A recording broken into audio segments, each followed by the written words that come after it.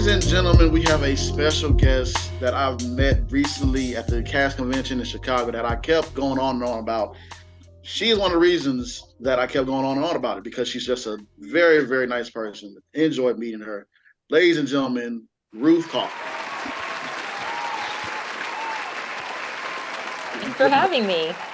Thank you for joining us. Thank you so much. I know it's early. Are you an early bird, Ruth? I'm up very early. Yes, this is not 10 is like midday. Oh, good. I always wonder about that when I guess like, wait. I'm like, can you get up early? Beautiful. So let's go ahead and get started with this. So tell us about your journey, your humble beginnings, and how My humble beginnings. I was born many years ago. The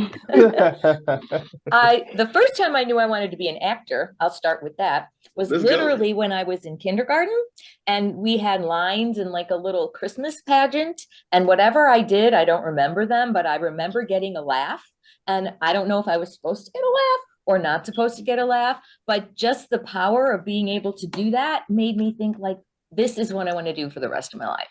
Yeah, I mean, I grew up in Chicago. I acted in our plays all through grade school.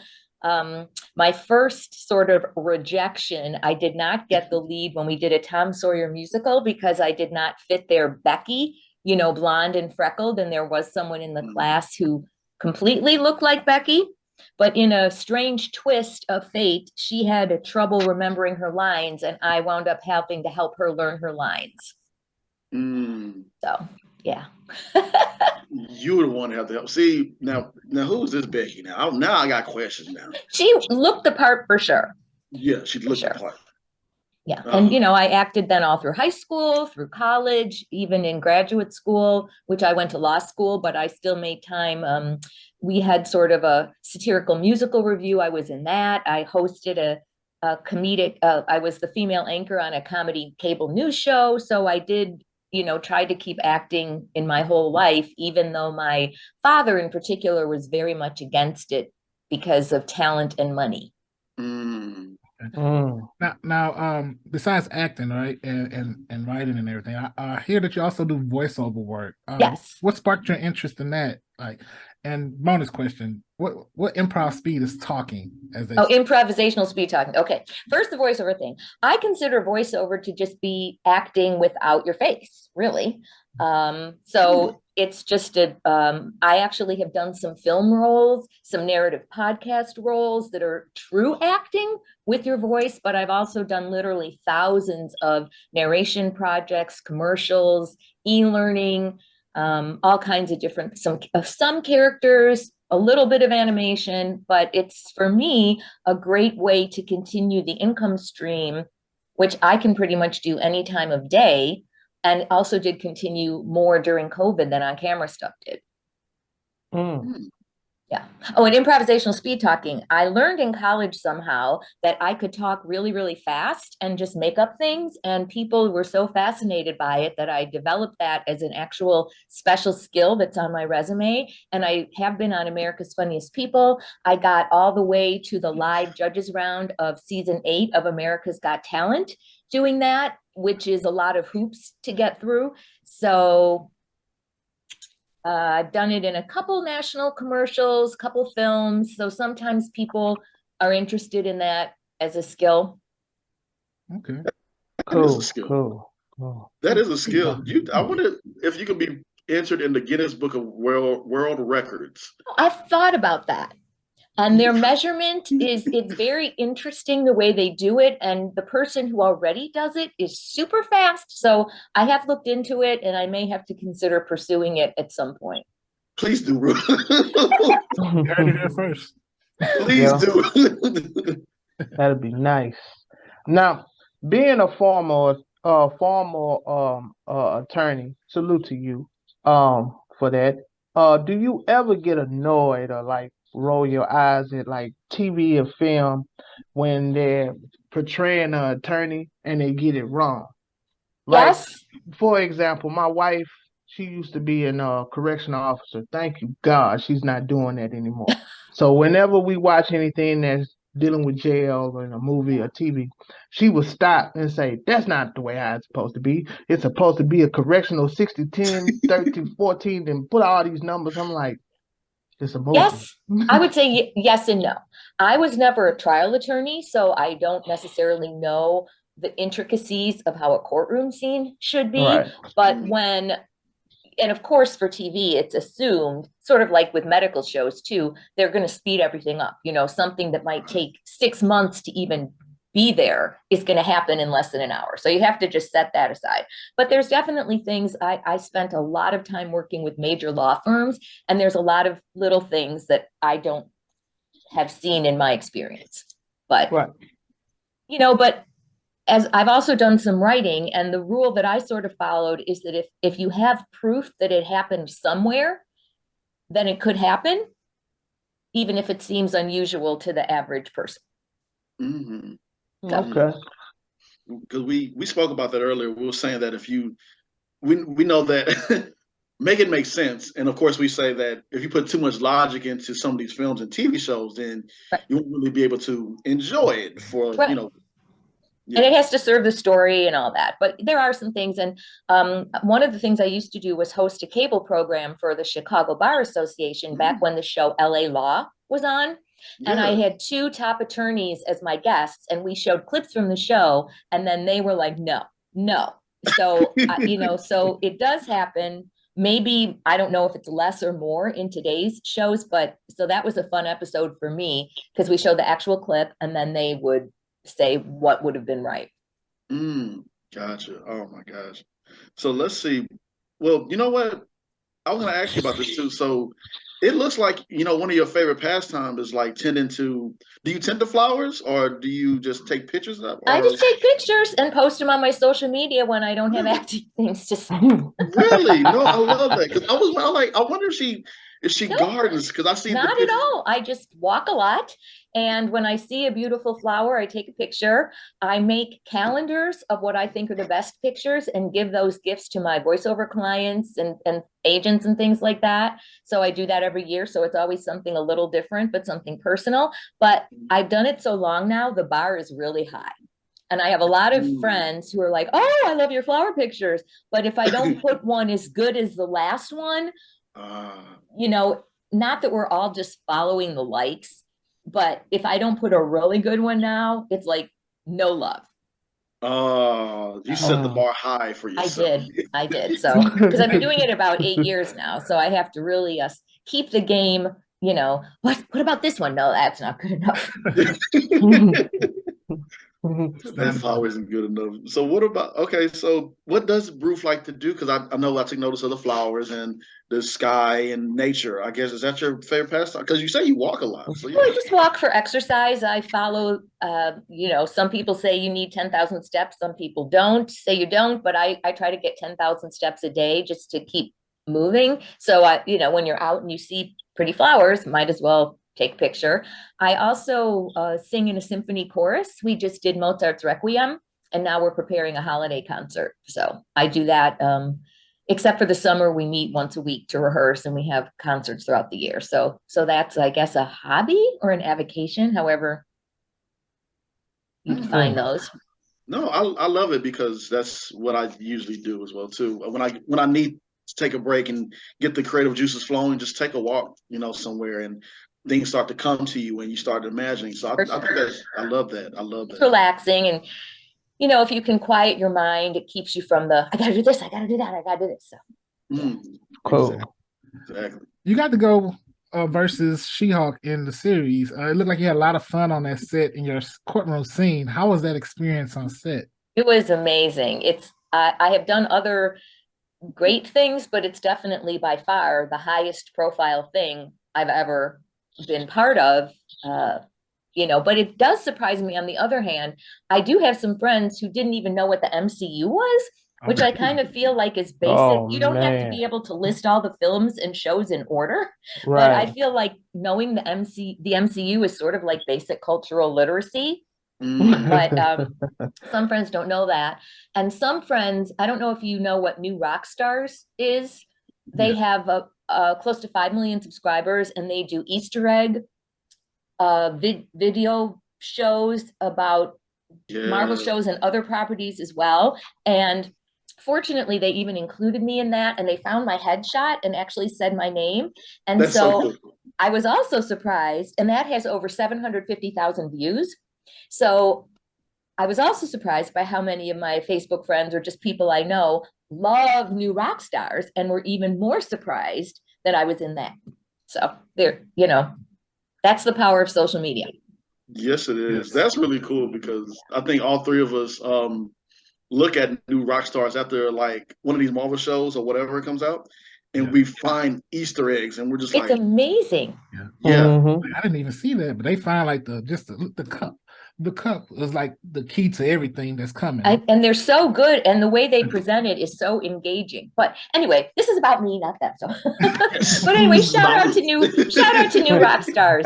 If you like popular media, check them out. But it was an amazing experience, and I don't know if a lot of people know, even just getting an audition for any TV show is such a huge numbers game.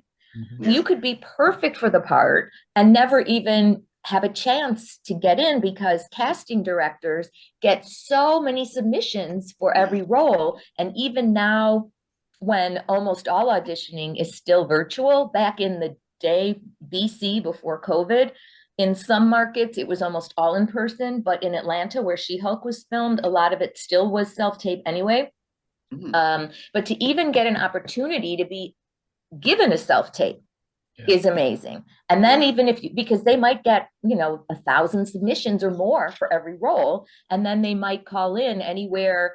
I heard one casting director recently say he calls in up to 100 for self-tape videos, but I've also heard numbers as low as 30 to 40. So first there has to be a part that you could even play. It's got to be your type, your age, even though that for both good and ill has gotten broader. Now a lot more things say open ethnicity, which is great because it gives different genders chances at roles that might have been one gender, but it also exponentially opens up the possible pool. Right. And then if it says all ethnicities, then there's, that as well. So the pool, I feel, has gotten bigger. But then the amount of people they're willing to see, if it's only even 100 people for a role. And then I know that most casting directors don't send on all the self-tapes they receive. They only send on a certain proportion unless the director specifically says, send me everyone. So now you've gone from maybe 100 maximum, down to maybe 30 or 40 maximum, if you even get that far. And then for shows like She-Hulk and any other episodic that I'm aware of on a national scale, you have to get approved not only by the studio, but by the network or the streamer that it runs on. So first you have to get down to that, get in the room, do the job and do it well, because actors now, the self-tape requirements, you have to have good audio, you have to have good lighting, you have to do everything yourself or pay somebody. You can pay people too, which takes time and money for things you may or may not book. But anyway, so you're whittling it down, and then they put some people on first refusal or check avail or whatever. But even if you're in the top 3, the studio or network might choose someone else. So just to even get into the room, and then sometimes if some parts they'll book right off the self-tape, but some parts they have what's known as a director session, where now it's on Zoom. Again, I'm based in Chicago. I used to do some in-person ones, but in Atlanta over Zoom, there were so many people. When you have a director session, it's like, what? And you have to do it in front of all those people, and they record it because probably more people are going to see it. So there's so many hoops to jump over to even get an opportunity and be seen by the people who can make the decisions. That's why I'm really extra grateful to have gotten this. Yeah. Do you ever get any nerved up as far as having to be on that in front of so many people when you're doing those sessions? The director session, yes, because you never know who's going to be there, and they don't introduce themselves usually. So if you turn on your Zoom and there's a sea of people, but you're a little farther away, and you certainly can't be like, okay, Big Chris, Jaffe, Mike's, and write down all the names so you can go look them up later. Yeah. And even if you know what the show is and have done your research, not everybody might be discoverable, especially if it's a newer show that isn't on IMDb yet. You can't go look up all the people. And also, a lot of shows have code names, not just Marvel shows, but other shows. So you might or might not be able to find out anything at all. Gotcha. Thank you for yeah, it can be crazy. So when I turn on and see like a sea of people, and I know for a big film or for a TV show, they have to be important people or they wouldn't be there. Right. It's a little nerve-wracking, and there's always in the back of my mind, will my technology fit? It's hard not to have a little technology buzz in your head, like, uh-oh, is my lighting good? Can they hear me? Can they see me? Right. All those things that, at least when you're at a casting director's office, that's more on them than you. Right. And then, do I talk at all when I'm not doing the lines, just so they can get to know me a little bit? How much is too much? There's just a lot of variables that can vary too from opportunity to opportunity. So you can't even say, if you have a director session and there's 8 people there, you are allowed to make 2 comments, but somehow to me, staying silent the whole time seems wrong. But then what do you say and when do you say it? That can also distract you from the character as well.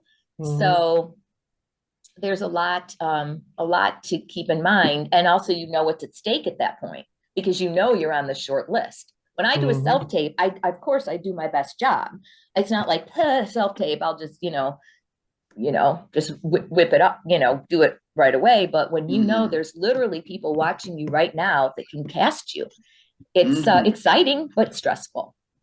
I agree. Thank you for sharing that with us, because not everyone hears about, the process of what to think about when you go into these, online auditions or in-person auditions. Because this is where, you can book the room or, audition or, submit and forget, and that's good, because we all try to, put on our best selves. So thank you for sharing that, because we need to know these things. And as you just said, even if you don't get the thing you're auditioning for now, you still want to book the room, because casting directors have great memories, and directors too. And they might say, we didn't, there was one TV show that filmed here in Chicago. I had 4 auditions in one season.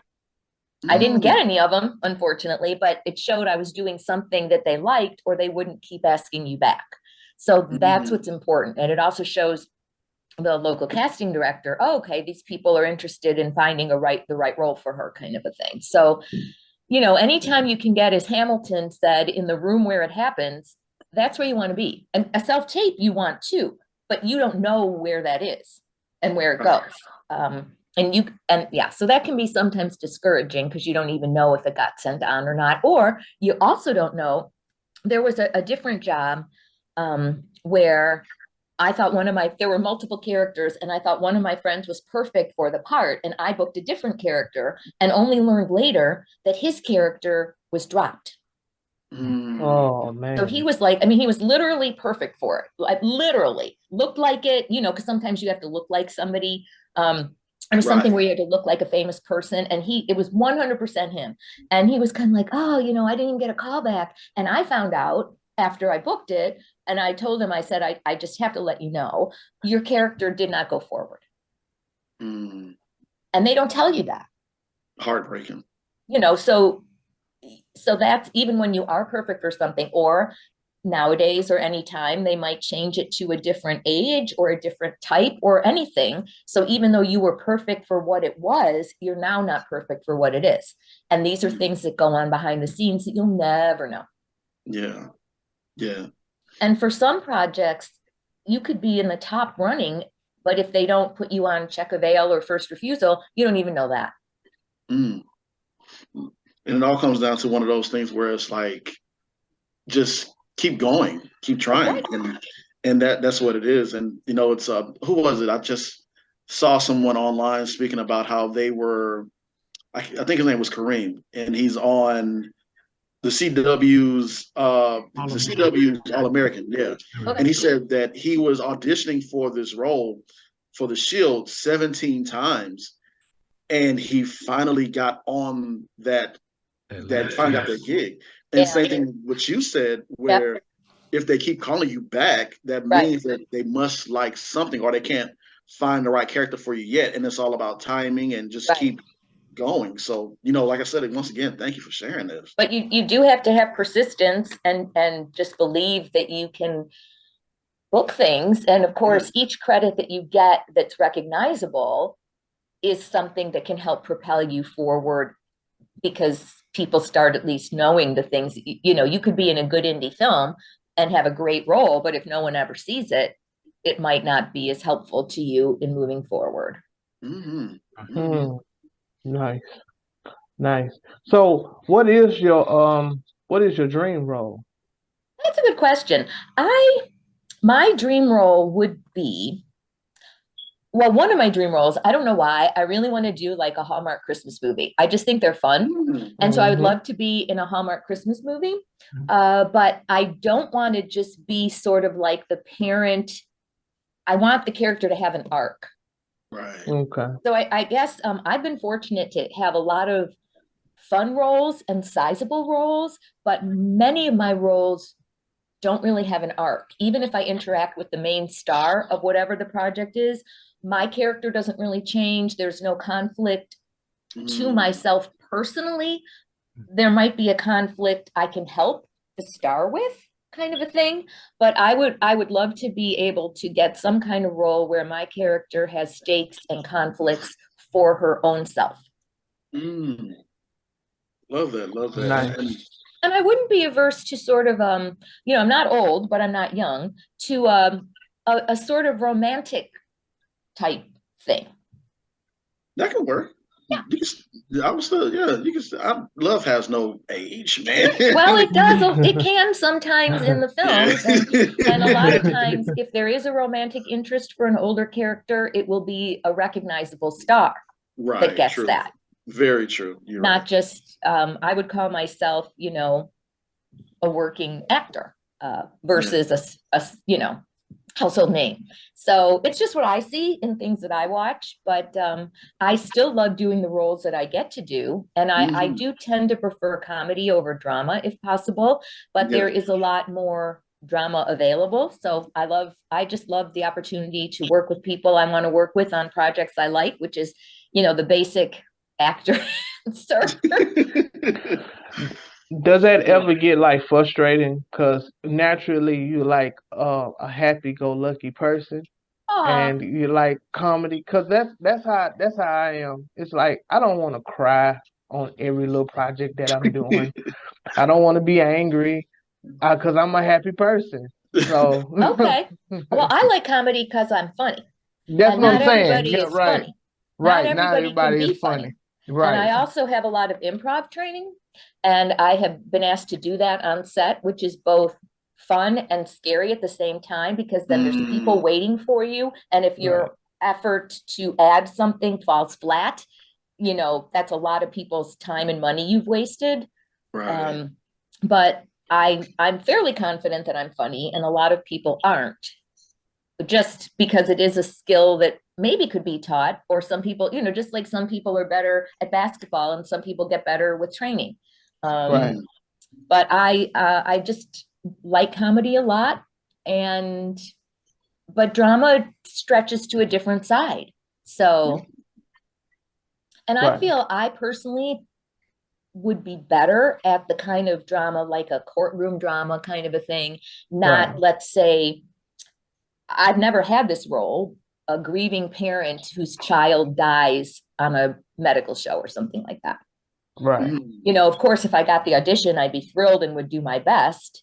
I actually did have one audition for something like that, actually, just one. But I feel like, that would be, maybe I need to take more of like a cry on cue class, or how to express sorrow on camera class or something like that. But I definitely feel that I could do the corporate kind of stuff, perfectly fine. Yeah. But it's Yeah. not about what I think. It's about what people who buy talent think. Right. Right. That's true. Very true. Very true. All was about So what it's, you know, I try to direct my materials to have, excuse me, materials available, you know, to show the different things I think I'm good at. And then the talent buyers will decide. Mhm. But you never know. I recently did book a national commercial, and the director wanted to meet with me at the wardrobe session, which was very cool. And he, even though this was a commercial, right? And as it happens in this commercial, I have no lines because there's a lot of commercials where your MOS, which is without sound. Right. He had gone ahead and watched my materials and remembered a lot of things about my bio. Mm. Which Nice. he quoted to me off like his memory, you know, not on a piece of paper, you know, not so. So the fact that that somebody who would look at things that you as a person might not think would be applicable to that job, Mhm. you know, he'd watched my She-Hulk scenes. He knew that I'd been an author, kind of a thing. So that I found very fascinating. So you never know who is looking at your materials for what purpose. And that's why it's important, I think, to have as broad a set of materials so that somebody can be like, oh, she's got that. I don't want that. Oh, look at that, you know, and give them options of things to choose so they can want to book you. Having a range. Yeah. Yeah. Having the range. I agree with that as well too. That the question I was going to ask you, with with you being the author and everything, have you ever thought about creating your own and bringing it to life as well? Many times, Yeah. but to get funding for unknown books or Mm. books that did not do very well is super hard. I'm sure you've all heard of Bridgerton. Mm-hmm. Yeah. Okay, I actually was very heavily involved in the romance writing community for a time. I was on the national board of directors and everything. So I had met Julia Quinn. She had spoken at some of our conventions, and she was a super popular author. Or even Diana Gabaldon, I think that's how you say her name, for Outlander. These people Yeah. sold millions of books, and it took them decades to get their books made. You Yeah. know, so what is an author with and one of my books actually even did win a national manuscript to screen competition. And that did not, I got a meeting or two, but nobody was really interested. So it's very hard to get, Yeah. I could make it myself, but then of Right. course I'd have to do all the things of, you know, raising the money. And Right. I'm not interested in that really. I think about it from time to time. I think about writing a screenplay from time to time, but in one of the Yeah. meetings, they said there's no point doing that if it's my first major screenplay because I'll probably hire somebody anyway. So, Right. you know, also too, when you do get advice, even if it's from top people, it's hard to know, is it just you that thinks this, or is that the right thing? Gotcha. Right. Understand. So, with that being said, what's some great advice that you can share with others? Others, who are these others? Let's say actors Well, what or level? I mean, I have different advice, it's not a word, advices for advices. people at different, you know, a general advice can be really hard because a beginning actor to me is not the same as someone who's been at it and has had, you know, I think I'm up to 61 IMDb credits, which is not as nearly as many as some friends have, but it's still a number. Right. It's still a number. You still done some beautiful work and great work. So, what would you? Let's see. Who are these others that we can get? Now you have me thinking about who are these others could be. Who is these others? Let's say for those who have to continue to keep trying, even though they felt that they've made it, but they're still looking for that push to keep going. Okay. See, that's hard because I don't feel like I've made it. So I can't address what that feels like. I made it to the MCU, which is huge and super exciting for that. Right. But even a huge show like that is one thing. Mm-hmm. You know, maybe there'll be a season 2. Maybe my character would be brought back. She's not dead. You know? And she is, in fact, I figured out, the only superhuman attorney who speaks, who does not work at She-Hulk's law firm. Mm. So, That's true. you know, and I do know that many shows like to bring people back because you've already been vetted by the studio, by the network, and you're already in the world. So if there's, you know, who knows? But if they don't have a season 2, I have to start all over, you know. So Yeah. who feels that they've made it? What is your definition of making it? I guess would be, you know, some people think my definition of I'm not saying this is mine. My definition is making enough as an actor to cover all my expenses. So I'm not at a loss for headshots or for self-tape equipment, or, you know, even when I do an indie project that doesn't reimburse parking or gas, things like that. So I think the question is, will you have made it? Can you make it? I once actually was in an opera, and the star of the opera was at that time one of the top operatic tenors in all of America. He had more than 60 CDs, and we were talking because I was in the opera, whatever, and even he didn't feel he'd made it. And to me, because he was one of my favorite opera singers, so just like even being able to stand on the stage near him and hear him sing day in and day out was, you know, they were paying me to have this gift. Right. But he didn't feel that he'd made it. Yeah. And you know, especially in opera, he was a tenor. So as you age, there might be fewer, you know, so I feel like the bar just keeps, for a lot of people, gets set higher. Okay, now I'm in the MCU. I want to be in another MCU show, whatever it is. I had a co-star in any show. Now I want a bigger co-star. Now I want a guest star. Now I want a recurring, you know, now I want to, where do you stop? And can you sit back and say, I have made it? I think or is just the fact that you work frequently making it? Yeah, that's a good question. I think that's a great question. I think it's good to have that hunger to keep driving yourself, pushing yourself. You never want to, you know, get to a place and just be like, okay, I'm here. You know, you want to keep being able to elevate and take yourself to the next level. Exactly. And so I guess my advice is to think about what you are doing acting for. Yeah. Right. You know, I have heard people say, I'm going to win an Oscar, or that's why they, you know, you could be one of the best. Who knows if you're even going to be in an Oscar you know, who knows? Yeah. You know, I mean, She-Hulk was up for a People's Choice Award. Does that mean I get it if they won? I don't know even when those were. You know, does that mean I have a People's Choice Award? You know, yeah, it's a lot to think. Yeah, it's a lot to think about, and that's a really, really great response, because a lot of people ask themselves, like, "I made it," like just like how you explained it. And I think Dave Chappelle said that, where his father asked him something about being successful, and Dave replied with, "Well, it depends on what you say. What is being successful?" You know, I'm still at the point where, for me anyway, I don't know if every actor is this way. I tend to be feast or famine. I might have no auditions and no bookings in a week or 2 or even a month. And then I might have like 6 things in a week. It just seems to happen that way.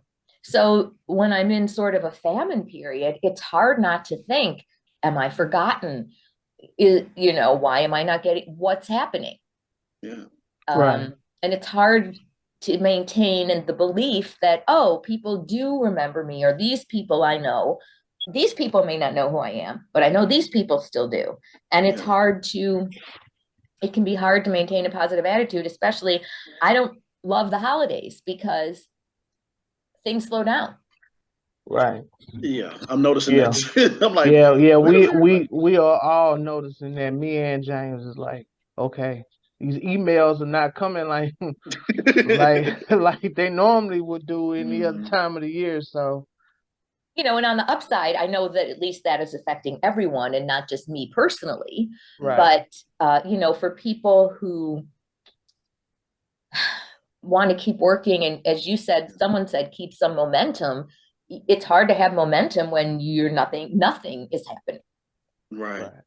Yeah. So I try to use that time, you know, to work on my materials, things like that. That's good. No, that's good, and that's very wise to do it during that downtime as well too. Yeah, so thank you so much for sharing that. Thank you. That a lot of people need to hear this, and that's why I was like, I've been doing you this a know, long time. If you don't pick up a tidbit or two over yeah, many years of pursuing acting, maybe, or maybe not, you should not be pursuing it. hey, Yeah. And you are doing it well too, because you Oh, don't thank you. panic. It sounds like you don't panic. Don't panic. Thank you. yeah, you're doing very, very well. So, man, this is the part where I'm like, I want to keep talking, but time wise and everything. But Ruth, you have been a joy. I already knew you was going to be. Just the little small conversation we had in Chicago. Wait, can I do that little heart thing? Of course, I'll do Not it very with well. There we you. go. Wait, I'll okay. do it. Yeah, I'll do it with you. Yeah, thank you so much. Tell everyone where we can follow you at. You can follow me. I'm on Facebook, facebook.com/Ruth Talks. I'm on Instagram as Ruth.Kaufman. My website is ruthtalks.com. And that's Nice. where my materials are, more information if you're interested. Links. I also have a page on my website that links to, I have to add something because I just got a new thing. That links to all my projects that are currently available to view and where you can see them. So Beautiful. Thank you for having me, and best wishes to everybody, and happy holidays, I guess you have to say. Thank you for coming on. Any special plans for the holidays? I'm actually gonna be with my siblings and their kids, so that should be fun. Nice. Beautiful. Awesome. Yeah, sounds good. Thank you so much again. Thank We're you. honored. Thank you so much for stopping by. You can come back anytime. Whenever Well, have me. There's so much more to discuss. So. that's most definitely we'll have you come back on again and And have thanks more. for the good questions. Thank you Thank so you. much. Thank you.